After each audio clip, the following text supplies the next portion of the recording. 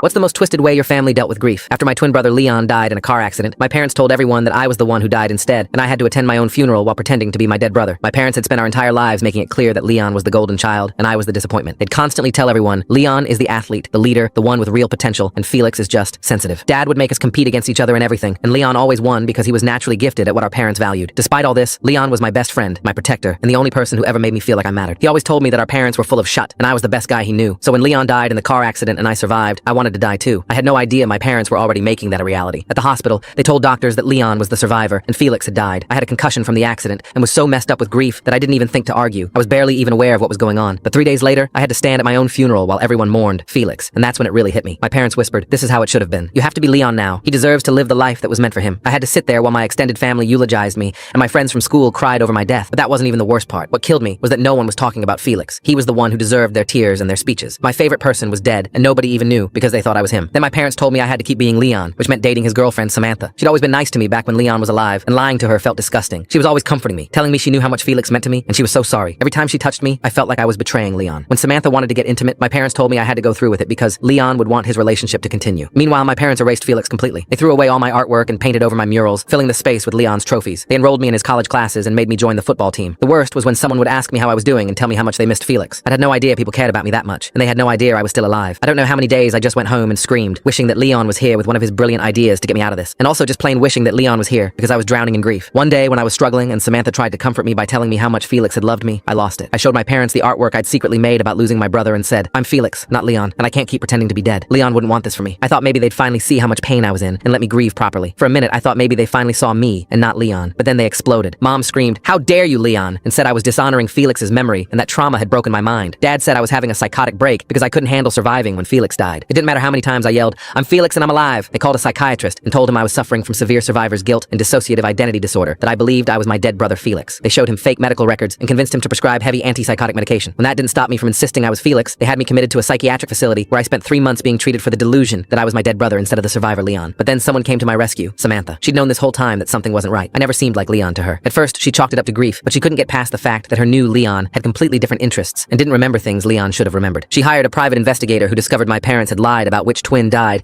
and that they'd been forcing me to live as Leon. When Samantha confronted them with birth certificates and DNA evidence proving I was Felix, all hell broke loose. They were arrested for fraud, and my gravestone was changed from my name to Leon's. I'm now 22 and legally alive again as Felix, but I don't even know who that is anymore after years of being forced to be someone else. Just about everyone in my life cut me off because they don't understand that it wasn't my choice to pretend to be my dead brother. Samantha and I are in therapy together because she's traumatized by unknowingly sleeping with her dead boyfriend's twin brother for 2 years. And I still have panic attacks when people call me Felix, because part of me expects to get in trouble for not being dead.